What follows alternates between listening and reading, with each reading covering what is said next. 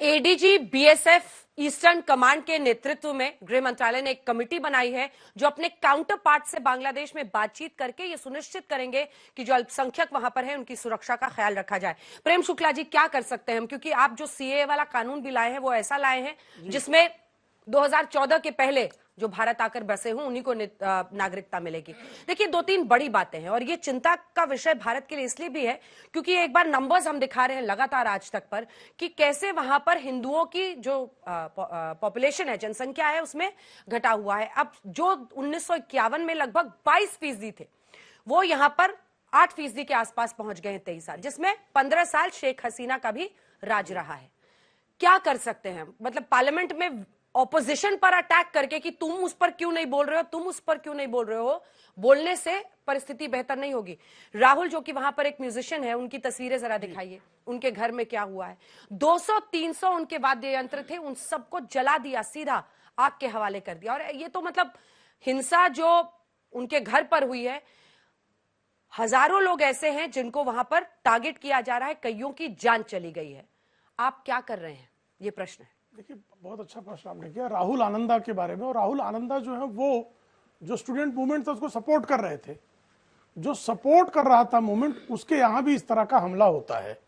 निश्चित तौर पर भारत सरकार जो है अंतरराष्ट्रीय दबाव बना सकती है। भारत सरकार बांग्लादेश की जो रिजीम है उस पर इस बात का दबाव बनाए कि वहां अल्पसंख्यकों, विशेष करके हिंदू, हो चुकी हिंदू बड़ा टारगेट है वहां, हिंदुओं पर हो रहे लगातार हमले जो है वो रोकने के लिए वहां की जो परिवर्तित व्यवस्था है उस पर दबाव बनाना और अंतरराष्ट्रीय स्तर पर भी उस पर दबाव बनाना भारत सरकार के हाथ में निश्चित तौर पर यह है और भारत सरकार ये कर रही है। सवाल जो आपने बहुत अच्छा प्रश्न पूछा, 22% जो आबादी थी वो घटकर आज 8%, 7.8% आज है, यानी 8% के नीचे आ गई है। वो रातों रात तो हुआ नहीं है, ये 47 से लेके 2024 इस लंबे कार्यकाल में हुआ है। और जब 68 से 71 के बीच में जब मुक्ति बाहिनी का आंदोलन शुरू हुआ तो उस समय भी रजाकार कर क्या रहे थे, रजाकारों का तब भी टारगेट जो है हिंदू थे और मुक्ति बाहिनी के लोग थे। एक रजाकार वहां के, एक रजाकार जो है हैदराबाद में भी एक जमाने में होते थे। हैदराबाद में भी रजाकारों ने ही वहां हिंदुओं का कत्लेआम किया। तो ये रजाकार, जमाते इस्लामी, अहले हदीस, ये कौन लोग हैं भाई, इनको क्या समस्या? ये पाकिस्तान में भी यही मारते हैं, बांग्लादेश में भी यही मारते हैं, अफगानिस्तान में भी यही मारते हैं।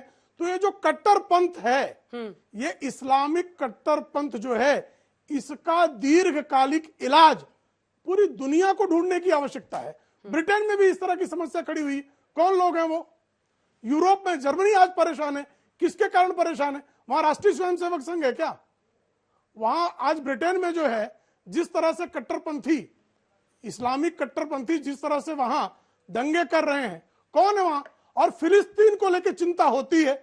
अभी तक असदुद्दीन ओवैसी जो इनके सदर हैं, उनको हिंदुओं के नरसंहार पर चिंता वाला एक ट्वीट किसी ने देखा है क्या? राहुल गांधी का ट्वीट किसी ने देखा है क्या? राहुल गांधी कुछ बोलने में तत्काल उन्होंने जो है मोहम्मद यूनुस को जो है उन्होंने बधाई तो दी, लेकिन वहां अल्पसंख्यकों को, हिंदुओं को, गाजा पर उनको चिंता थी, होनी भी चाहिए। मानवता का कहीं भी संहार होता है वहां खड़े होना चाहिए, भारत सरकार की भी ये भूमिका है। लेकिन आपको बांग्लादेश में भी अल्पसंख्यकों के अत्याचार के विरुद्ध उसी तरह से परचम लहराने के लिए खड़ा होना पड़ेगा।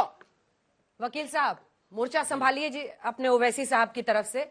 जय फिलिस्तीन बोला था ना आपके सांसद जी ने। वैसे आप लोग 2 से 1 हो गए हैं, अब कि देश के भी मुस्लिम आपको वोट नहीं कर रहे, लेकिन जय फिलिस्तीन का नारा आपने दिया। अब ऐसे में जब बांग्लादेश में हिंदुओं पर होता है, तो कल अंग्रेजी में अपना एक ट्वीट मुझे पढ़ा रहे थे, अरे ये भारत में है, जिस जोर शोर से आप फिलिस्तीन का मुद्दा उठाते हैं पूरी दुनिया में खलबली मच जाती है, रिलीजियस परसिक्यूशन हो रहा है, क्रिश्चियनिटी के खिलाफ हो, मुस्लिम्स के खिलाफ हो, लेकिन जब हिंदुओं का होता है तो सबके गले से आवाज क्यों गायब हो जाती है? ये पहली बात तो हिंसा का कोई समर्थन नहीं करता। चाहे भी वायलेंस होता है हम उसका खंडन करते हैं, चाहे बांग्लादेश हो, हिंदुस्तान हो, ब्रिटेन हो, कहीं पर भी हो। अभी प्रेम शुक्ला साहब ने कहा कि रजाकार थे, यहाँ खड़े हुए, तो सुनो, जो रजाकार थे वो चले गए। खड़े हुए रजाकार कब कहा मैंने? आपने हैदराबाद का आपने नाम लिया, हमारी पार्टी के बारे में कहा। सुनिए सुनिए, आप उनके नेता को बोलेंगे वो चुप रहेंगे। कमजोर नफ्स पे आपने हथौड़ा मारा है। उनके नेता पर्दाफाश हो रहा है, जरा सा कुछ नहीं कह रहा था। संयम रखिए। इनको जो है, ये देखो, इनको पीड़ा है। अच्छा, ठीक। चोर की शुक्ला दाढ़ी जी। में तिनका, हाँ, इनके तिनका निकला। इसकी दाढ़ी में पहुंच गए दाढ़ी तिनका पे। दिखाता हूँ। अभी डिबेट का 5 दाढ़ी मिनट तो नहीं एक हुआ, ही जन दाढ़ी के पे पास पहुंच है। गए। अब दाढ़ी तो एक ही जन के पास है। अच्छा, दाढ़ी टोपी से हमको मालूम है आपको कितनी मोहब्बत है। अभी रजाकार थे वो चले गए, और जो वफादार थे वो यहाँ खड़े और आपके सामने बराबर बात कर रहे हैं, आपके हर झूठ का पर्दाफाश कर रहे हैं। सुनो आगे, सुनो आगे, अभी तो सुनना पड़ेगा, नहीं गया रजा सुनना पड़ेगा। दाढ़ी टोपी पे है तो सुनना तो पड़ेगा ना। अंजना जी, ऐसा कैसा चलेगा? ऐसा कैसा नहीं होगा, बोलिए। अपना आवाज तो ज्यादा भारी है आपसे। अब बात नंबर 2, आपने कहा एक भी ट्वीट नहीं किया। अभी अंजना जी ने आपको बताया कल इंग्लिश में ट्वीट किया। अब इंग्लिश में करो, हिंदी में करो, ट्वीट होता है। उसमें बताया कि हर एक देश की ये जवाबदारी बनती है कि अपने यहाँ के माइनॉरिटी की वो रक्षा करे। भले आप इंडिया के अंदर नहीं कर रहे हो माइनॉरिटी की रक्षा, माइनॉरिटी के खिलाफ आप प्रतिदिन हर दिन नफरत का जहर घोलते रहते हो, बीज बोते हो नफरत का, करते रहो आप, जितना झूठ आपको फैलाना फैलाओ। लेकिन हम तो चाहेंगे कि बांग्लादेश में भी जो माइनॉरिटी है उसके खिलाफ जो आप लोग झूठा भरम रोज फैला रहे हैं फेसबुक के ऊपर, व्हाट्सएप के जरिए, तो वहां के फैक्ट चेकर ने, आप लोगों की भी फैक्ट चेकर ने चेक किया है कि किस तरह से मुसलमान लोग जाकर मंदिर के बाहर खड़े हुए हैं, मंदिर की रक्षा कर रहे हैं। वो आप क्यों नहीं बता रहे? मुसलमान मदरसे के बच्चे जो पढ़ते हैं मदरसे में, वो जाके मंदिर के बाहर खड़े होके हमारे हिंदू भाइयों की रक्षा कर रहे हैं, उनके घरों की रक्षा कर रहे हैं। ये भी बताओ। बात नंबर 3, अभी आपने इतनी बड़ी बात कर दी, बताइए इंडिया की फॉरेन पॉलिसी क्या है? जयशंकर का क्या कहना है इसके ऊपर? जब इंडिया को पता था अंजना जी के इतने वक्त से वहां पर चल रहा है, बाजू में श्रीलंका का हो गया, आप देख रहे हो उससे ज्यादा दूर नहीं है हमारा मिजोरम भी, वहां आप देख रहे हो क्या हो रहा है, ब्रिटेन में क्या हो रहा है, पाकिस्तान में क्या हो रहा है। तो इंडिया ने क्या स्टेप्स लिया था इंश्योर करने के लिए कि इस तरह का अगर कुछ हुआ तो इंडिया क्या स्टेप लेगा? अब शेख हसीना उड़ के आ गई अपने यहाँ। 1 करोड़ 35 लाख वहां पर हिंदू हैं जी, क्या करें? आपको FM बना देते हैं एक दिन के लिए, आप फॉरेन मिनिस्टर बन जाइए, आप ही बता दीजिए भारत को क्या करना चाहिए। मैं उनकी रक्षा करूं, मैं अगर वहां का फॉरेन मिनिस्टर हूं या वहां का प्राइम मिनिस्टर हूं, इंडिया का आप बन रहे थे ना, एस जयशंकर बनिए ना। कर रहे। हाँ। जयशंकर का क्या पॉलिसी है, चलिए बताइए मेरे को अंजना जी। बांग्लादेश को लेकर हिंदुस्तान की क्या पॉलिसी है फॉरेन एक्सटर्नल मिनिस्ट्री के अंदर? बताइए। कोई पॉलिसी नहीं है। इनको पता नहीं हो रहा था कि क्या हो रहा है वहां पे, जबकि ये स्टूडेंट का आंदोलन चल रहा था। करना क्या चाहिए था ये बताइए ना। शेख हसीना को नहीं आने देना मेजर लेना था। क्या कह रहे हैं? अमेरिका ने क्या किया? वीजा कैंसिल कर दिया। अमेरिका ने नहीं लिया प्रिकॉशनरी मेजर। जैसा अमेरिका को पता चला कि हो सकता है कि शेख हसीना यहां से उड़ के हमारे यहाँ आ सकती है, सीधा वीजा उन्होंने कैंसिल कर दिया। अब लंदन जाने का बोल रहे, लंदन का पता नहीं, वहां की सुप्रीम कोर्ट के लॉयर्स और वहां के लोग बोल रहे कि हमारे यहाँ जो शेख हसीना है उनकी वजह से काफी लोगों की जानें चले गई। भारत सरकार उनको उनकी बहन को अरेस्ट कर हमारे हवाले करे। कैसा हवाले करेंगे आप बताइए? शेख हसीना की वजह से जान जा रही है। शेख हसीना उनके पिता मुजीबुर रहमान से भारत का क्या पारंपरिक रिश्ता है आपको पता है? नहीं है, मतलब पारंपरिक रिश्ता अभी जो भी है अंजना जी, इस वक्त हिस्ट्री में जाने का टाइम नहीं है। इस वक्त प्रेजेंट को देखो।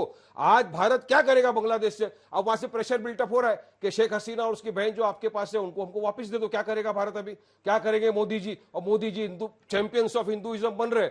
बताओ मेरे को, मोदी जी ने कब कहा कि चलिए वहां के हिंदुओं को प्रोटेक्शन देंगे? वो कह रहे हैं कि शेख हसीना को भारत में आने देने की वजह से ये सब कुछ हो रहा है। अरे भारत है, मजबूत देश है। इस सब कॉन्टिनेंट में अगर हमें मजबूत बनना है और भारत रहना है तो शेख हसीना क्या, जितने भी लोग भारत के हितैषी अगर उन पे कष्ट आए तो आ जाओ, हम देखेंगे ना। क्यों? जब वो हमारी दोस्त थी। देखो, बांग्लादेश, भारत क्या बांग्लादेश का दुश्मन है? नहीं ना, हमने जन्माया उसको, हमारा दोस्त है। क्या जो आने वाली सरकार होगी वो बांग्लादेश के लोगों के खिलाफ होगी? नहीं ना। जो मोहम्मद यूनुस है वो अपनी जनता के खिलाफ होंगे। एक देश में आग लगी है जिसके पीछे कुछ ऐसी शक्तियां हैं, ISI जैसी शक्तियां हैं, चाइनीज शक्तियां हैं, ऐसी शक्तियां जिन्होंने उस देश में आग लगा दी। भाई भारत किसी के इंटरनल अफेयर में तो नहीं दखल अंदाजी दे सकता ना, नहीं तो मैं तो कंटेंजेंसी प्लानिंग बता देता। पर हमारी नीति नहीं है, हमारी ना नीति है ना हमारी नीयत है। हमारी नीयत बड़ी साफ है। बांग्लादेश हमारा दोस्त था, है, रहेगा। पहले तो इस मजबूती से बात करो। अगर शेख हसीना पे दिक्कत आई है, कल किसी और ऑपोजिशन लीडर पे दिक्कत आती है, किसी और रूलिंग पे दिक्कत आती है, भारत मजबूत है, इस सब कॉन्टिनेंट का मालिक बनेगा। एक दिन चाइना को उखाड़ फेंकेगा। तो मजबूती दिखाओ भाई। शेख हसीना के वापस जाने से क्या वहां दंगे बंद हो जाएंगे? क्या शेख हसीना के यहाँ रहने से वो भारत की खिलाफत बंद कर देगा? जो वहां का आदमी कर रहा है, जो आईएसआई है वो हमारी दुश्मन है, जो जमात इस्लामी है उसको भारत से कष्ट है। और हमारी माइनॉरिटी दुख है कि हम लोग वहां हिंदू माइनॉरिटी, वहां और भी माइनॉरिटीज है। और मेरा एक मानना, अंजना जी, बहुत शब्द है, बच्चों आप लोग अगली शताब्दी में जा रहे हो, इंडियन दुनिया में फैला हुआ है भाई, और उसमें हिंदू भी है 80%। कहां से वापस बुलाओगे?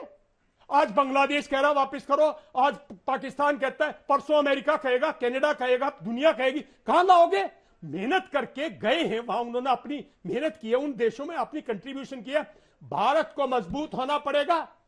जहां भारतीय है, भारतीय मूल का आदमी, पहले तो जो भारतीय पासपोर्ट होल्डर है उसको छुए नहीं कोई, ये भारत को मैसेज देना पड़ेगा। और एक सब मैसेज पार्लियामेंट में, ऐसी उल्टी सीधी बात, पार्लियामेंट को एक मैसेज देना चाहिए था, एक लेजिस्लेशन लाना, कुछ भी लाना चाहिए था। मैं उन चीजों में नहीं जा सकता कि वहां पे भारतीय मूल के हैं, हम जो आने वाली सरकार है उसका पूरा समर्थन करेंगे, भारत और उसके अच्छे संबंध है। लेकिन अगर किसी ने हमारी माइनॉरिटीज को या भारतीय मूल के या हमारे पासपोर्ट होल्डर्स को नुकसान दिया तो भारत उन इंडिविजुअल्स को भी नहीं छोड़ेगा। ऐसी जब दुनिया में खौफ जाएगा, ऐसे लोग अपने आप चुप हो जाएंगे। लेकिन ये कहना कि आज उसका दामन छोड़ दो, कल उसको वापस भेज दो, भैया भारत बहुत मजबूत है और ऐसे होंगे, बहुत कुछ है। दुनिया अनस्टेबल, अंजना जी, यहां नहीं, पूरी दुनिया में आग लगी। ठीक है सुरेश गोयल जी, आपकी क्या राय है इस पर? देखिए, डिप्लोमेसी अलग चीज है, बड़ी बातें करना अलग चीज है, लेकिन हम हस्तक्षेप भी नहीं कर सकते।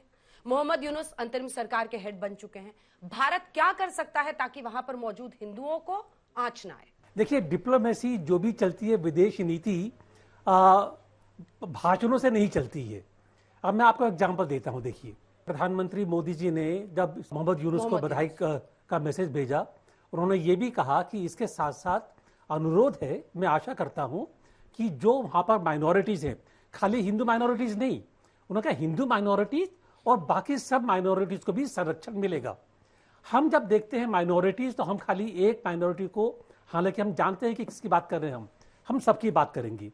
उसके फौरन बाद ही मैं यहां पर आने से पहले देख रहा था, तो मोहम्मद यूनुस ने ये कहा है कि अगर आप ये माइनॉरिटीज के खिलाफ जो वहां पर ये दंगे फसाद चल रहे हैं, ये दंगे फसाद बंद नहीं करेंगे तो मैं इस्तीफा दे दूंगा, मैं रिजाइन कर दूंगा। ये अब अगर एक देश का प्रधानमंत्री ऐसी बड़ी बात बोलता है कि मेरे लिए जरूरी है, तो इससे बड़ी बात क्या हो सकती है? और अगर उन्होंने कहा है, सब जानते हैं कि मोहम्मद यूनुस इससे पहले भारत से उनके संबंध पहले बीच में अच्छे रहे, लेकिन अभी इतने अच्छे नहीं थे। अगर उन्होंने क्या कहा तो इसीलिए कहा कि बांग्लादेश जानता है कि भारत से अच्छे संबंधों के अलावा और कोई चारा नहीं है।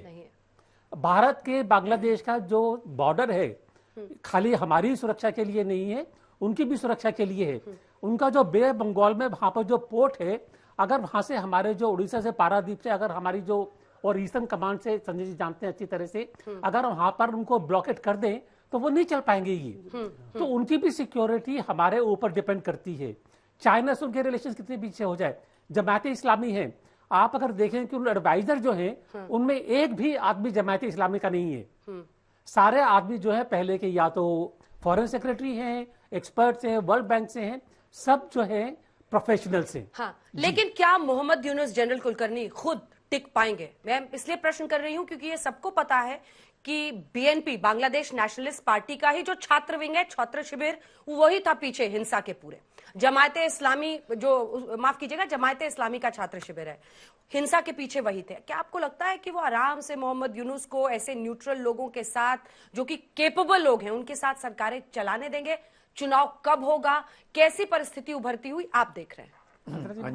उसके बारे में बहुत अहम सवाल, क्योंकि जिस प्रकार से मोहम्मद यूनुस ने जो स्टेटमेंट दिया, लिबरेशन ऑफ बांग्लादेश, अभी उन्होंने स्टेटमेंट दिया लिबरेशन ऑफ बांग्लादेश अब हुआ। मुझे लगता है कि लिबरेशन ऑफ बांग्लादेश 1971 में हुआ, और 1971 में पाक की हार हुई, और यही कारण था कि तब से जमायत इस्लामी जो लगा हुआ है लगातार पाकिस्तान के इशारों के ऊपर।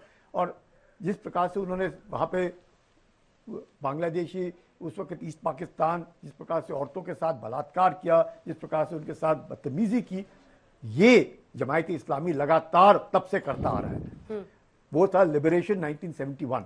अब ये जब बात करते हैं लिबरेशन, अब जो बात करते हैं उसमें पाकिस्तान की हार हुई। अब ये जो है, जैसे खुद शेख हसीना ने कहा कि किसी व्हाइट मैन, कोई सफेद गोरा आदमी जो है उसने इंजीनियर किया है।